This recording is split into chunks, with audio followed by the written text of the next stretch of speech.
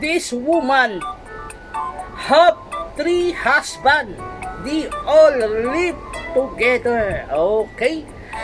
Ito po yung tatlo yung kanyang asawang lalaki.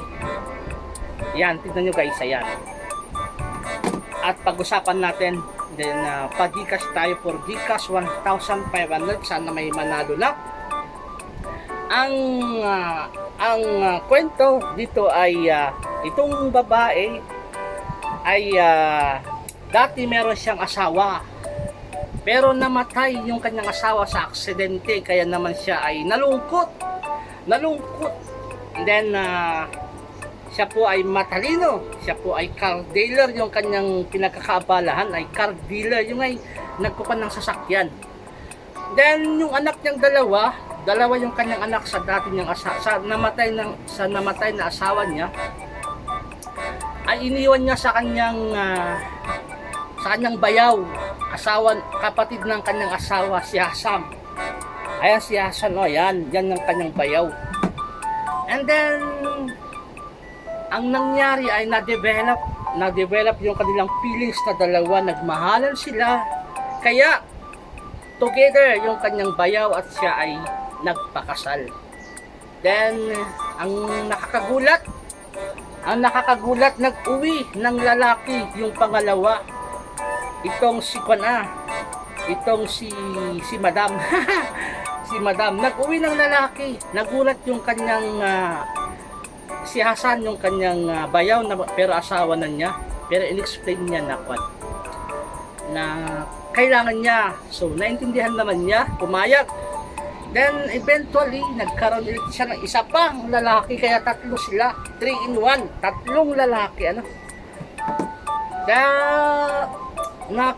lahat naman ay magkakasundo.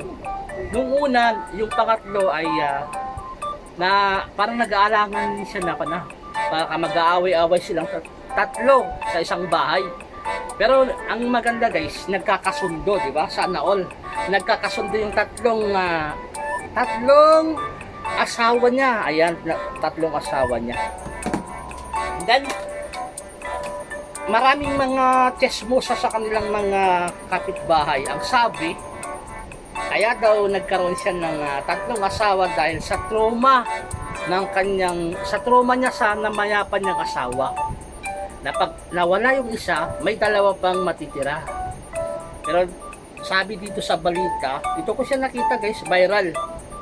Meron na siyang 18,000 share, 77 reaction, at 10,000 comment. Yan sila, tatlo yung kanyang asawa. Yan po yung si Madam. O di ba? Yan yung tatlo niyang husband. Again, sana may manalo dyan. Magbasa tayo ng comment. Magbasa po tayo ng comment. Yan. Ang sabi dito sa comment, again one word ang ating panapahulaan ay Tagalog. Okay, Tagalog word. Ang sabi dito ay magbasa tayo ng alright. Those men needs a mom.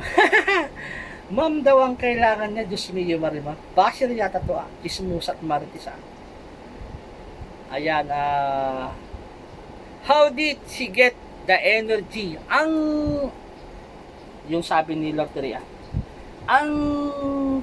pag time daw ng labing-labing, yung intimate scene nila, meron sila palang sariling kwarto. May kanya-kanya silang kwarto, pati yung si Madam.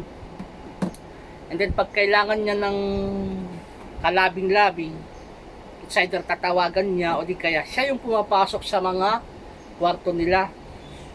Pero never daw na nagkaroon ng time na naglabing-labing sila ng sabay-sabay. Ano yung sabay-sabay? Ano yung sabay-sabay guys pag naglalabing-labing? Yung ay hindi lang isa, dalawa, tatlo. Yung ay group, group ba yan? Yung tawag doon? Group, yung sabay-sabay ngay. Yun, di ba? Then magbasa pa tayo ng comment. Things money can do. She's definitely a water goddess. This is spiritual. I blame unemployment. Ayun, yung mga tatlong lalaki guys, walang trabaho. Ang maganda kasi diyan ay binilhan niya ng kanya-kanyang sasakyan. Kanya-kanyang sasakyan, kanya-kanyang cellphone, bawat tatlo. Equal, parang yung pagmamahal niya ay equal. Okay? So, ayan na 5 minutes na. Sana may nanalo for Gcash 1,500. One word Tagalog about sa 3-in-1 husband. Husband and wife. Okay? Okay, ano pa ba yung mga basahin natin? Of course, they are okay with it because she's providing them. Ayan. We're the one making the money. They were not allowed her to do that. Weakness of the highest order. Money can do everything. Parang puro money ang usapan dito Ayan, she's sick. They were her with her money aba. Now they are not homeless. Sugar mama. Sugar mama. Ano ba yan? Buying 3 cars in no one in seem to me. Nainggit. Ayan Okay, ayan. Ano pa yung mga comment dito? Ang dami, 10,000 mga comment. She's the richest woman in their place. Ayan. And this man follow money. Puro money. The reason why I'm single, she took my rip. That's the only for money, I'm pretty sure. Ba? Ano pa? Happiness comes in many forms. She adopt for growth babies who she goes to bed with. Ayan. Men do it when they have enough money. As long as she is happy and the man's okay. With a good luck to her. Yan. May nag-okay daw. Okay. As long na masaya siya, di ba? Yan. Good luck. Sounds like a great plan. Extremely civilized. Well organized. Good luck to you guys. Sabi ni Phillips. Love for money is the root of evil. Pinasok pa yung evil dito. Okay? There are a lot of bad hurts. Heterosexual men of the women's love it. This is equality. Man nowadays proof by having many wives. Now she does. So there, jealousy men here. Don't comment negative. You might get a chance to be part one. Pang-apat daw. May chance mang-apat. But she married her dead husband, brother, ayan. Which is the kid's uncle, right? That's weird. Ayan, that's weird daw. Actually, in many African culture, this is quiet, normal. A younger, older brother can take over his late brother family. But you can clearly see Hassan is not happy with the situation. His body language tells at all, hindi daw masaya yung Oo nga naman, kasi nga, may yung late brother niya, yung bayaw niya na naging asawa niya, at least yung mga anak niyang dalawa, kadugo niya, kasi nga anak ng kanyang kuya. Pero yung dalawang lalaki, siguro ganun. Kaya sabi dito sa comment section, sabi niya, his body language tell at all. Hindi daw siya masaya, not happy. This is actually very normal in many culture. It's not only as a responsibility but honoring the lost sibling by caring for his family. Ayan. It's polygamy is accepted, then why not polyandry? Polygram, yan. Money is everything. How much is their life insurance? They marry for her money. For money. She buys 3 men, not marry. Binili daw niya yung 3 lalaki, haba? The sisterhood is upgrading. She must be very strong. I wonder how she is not in our Guinness World of Record, haba? Let's say when she will not provide anymore. If she live without any money, they will swallowing is only because of money she provides for them. After a while, when everyone save money, they can go and find another woman. Judgmental. Oh. Good for her. I like being single now, but back in my day, I wish I have at least 2 husbands. Sabi ni Roxanne, at least 2 husband. If I have 2 at the same time, both prove themselves not to fit to be my company. Just because she is successful woman. Very successful kasi nga siya po ay car dealer. Malaki yung income pag ikaw ay nagkapan ng sasakyan. So ipakita natin 3 ang kanyang asawa. Yan. Sabay-sabay sila sa isang natutulog, kumakain at dyan sa isang bahay. May kanya-kanyang kwarto naman. Pero never daw nangyari na nagkaroon sila ng labing-labing together. Okay? Most of the comments said that she only has those men because of money. Pakinggan nyo. Tell me which of the old men that you know that marry young women that don't have money. Malabo. Despite the success, she could not fix her teeth, sabi niya. Oo, yung teeth niya. Ako nga rin yung teeth ko kasi mahal yun. Pagpagawa ka ng ngipin, mahal. Ayan. Malay nyo, takot sa injection sa dentista. When she's pregnant, which one is the butter? Which one is the father? The child belongs to her same the way. Child belongs to the man in one man, one wife marriage. Ayan. That we know, but who's the real father? Yan yung tanong. Kung mabubuntis daw siya at nanganak, sino yung tunay na tatay? Ipa-DNA testing nila, di ba? Para malaman kung sino yung mas malakas ang mas malakas pumutok. Pumutok. The only thing money can do in this world is bring back life. Anything else is just make sure enough cash is always beside you. She living the life.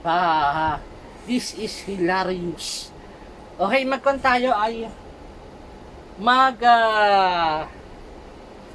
sa 1,500 ay Tagalog. Dito sa bonus round English Tagalog, bigyan ko na lang kayo ng bigyan ko na lang kayo ng 3 minutes kasi andito na yung aking katrabaho. Andiyan na siya mamaya, 8:16 na. Ayan, papalitan niya ako dito. Bago ko niya ako palitan, i-reveal na natin yung sagot. Good luck guys, good luck. 3 husband sa isang asawa. Okay, sana may manalo dyan. Super rich, sabi dito. If I am super rich, I will just love one in my life. Wow. Self-respect, contentment, loyalty are still important rather than this kind of situation. Oh, wow, ang galing, palakpakan. Diba? Ulitin natin, even I am rich, I will just love one in my life. Self-respect, contentment, and loyalty are still important rather than this kind of situation. Nandito yung kasama ko. Ayan, lipat ako ng pwesto na naman. Lipat ako ng pwesto. Okay. Alright. Ayan guys, continue natin kasi ay lumipat ako ng pwesto dahil nandun na yung aking katrabaho. So, saan tayo na end? Okay, again, sana may manalo, for Gcash 1,500, sorry. English or Tagalog ngayon, bonus round tayo, Gcash 100 na lang, Okay. Ang sabi dito ay, man, let us honor God's laws and why He created us otherwise. This kind of hiccups EPC taxes and nothing marriage can reach on you. Just and men are legalizing polygamy. That is how polyandry is coming up. Also very happy seeing these women are suffering a lot of men's hand. Oh, I see this is a solution to some problem somehow. May God bless your home. As long as you are happy, I see nothing wrong at it. Aba, nothing wrong at it. Parang open-minded siya. Parang nakisabay siya sa tatlo na asawa ni Mrs. When I tell people to repent and accept Jesus as their personal savior, they say, mad. Okay. They married her, money, not her. Power of money, women work hard.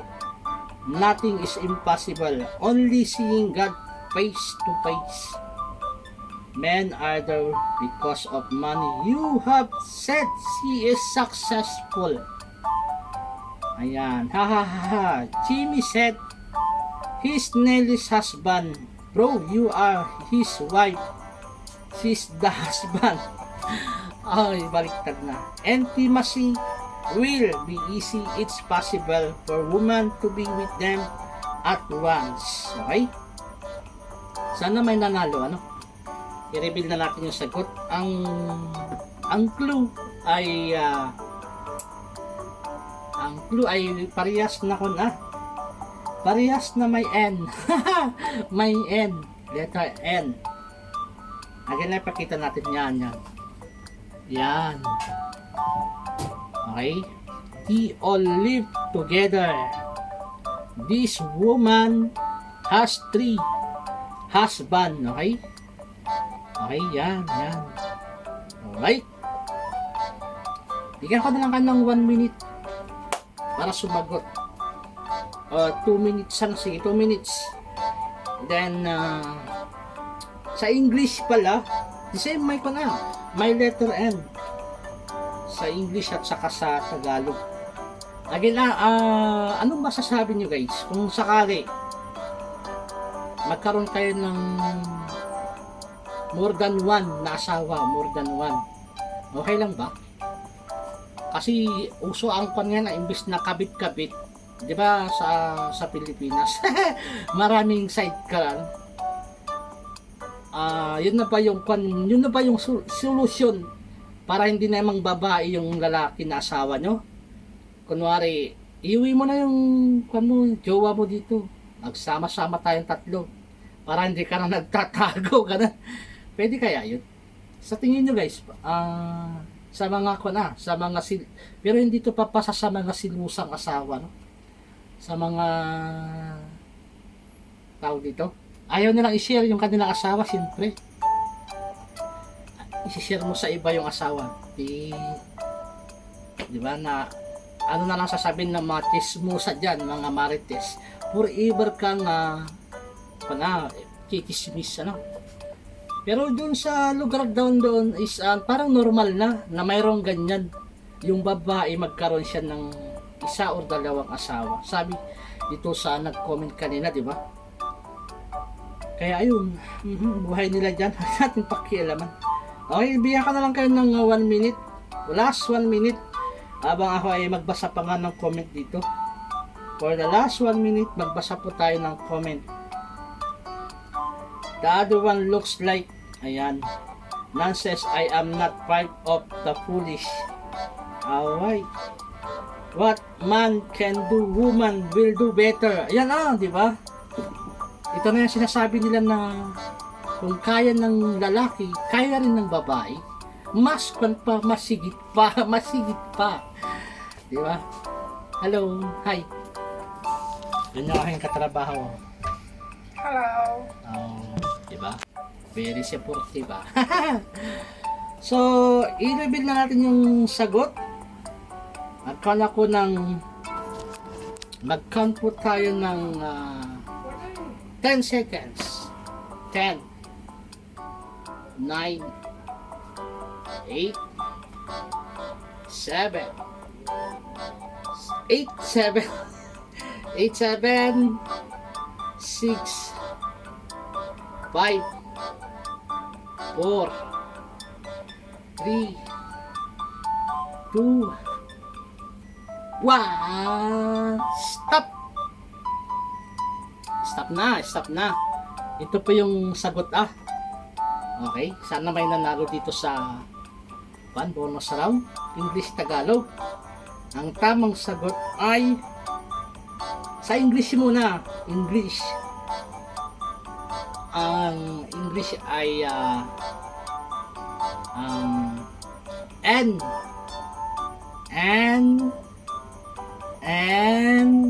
ending. Di ba? Ending. What will be the ending? Okay? Sa Tagalog naman, ang Tagalog ng ending ay kahahantungan. Okay? Kahahantungan. Ito po yung sagot Kahahantungan. Okay? Kahahantungan or ending sa English. Ano kaya yung kakahantungan pagdating ng ilang taon? Kunwari, yung babae, wala na siyang pera. Paano kaya yun? Still 3 kaya yung kanyang asawa? Yung kanyang 3 asawa doon, mag-isti pa rin pala babas doon sa kanyang buhay? Or pag wala na siyang pera, may kanya-kanya ng, sabi nga sa comment, maghahanap na ng ibang babae. Yun yung ending na abangan natin. Sana ay maabangan natin yung ending na yan kasi nga viral i-apply natin sa ating pang araw-araw na buhay. Yung ano kaya yung kakahantungan natin minsan sa sobrang pag-iisip natin ng mga bagay-bagay o di kaya sa mga nakikita natin kagaya niyan, pinagtitisimisan natin yung buhay nila imbis na ayusin natin yung buhay natin para may magandang kahantungan. Yun yung ating gagawin. Ayan, inalbasan ko yung aking sarili. Sana may nanalo dyan sa baba. Para naman may magandang kahantungan yung ating sarili. Yung sarili natin ang ating ayusin. Okay? Disclaimer, ito ay pahula lang. Pahula. For the content. Okay? Salamat guys. Sana may nanalo dyan. Okay, bye-bye guys. Thank you. Hanggang sa muli. Bye-bye.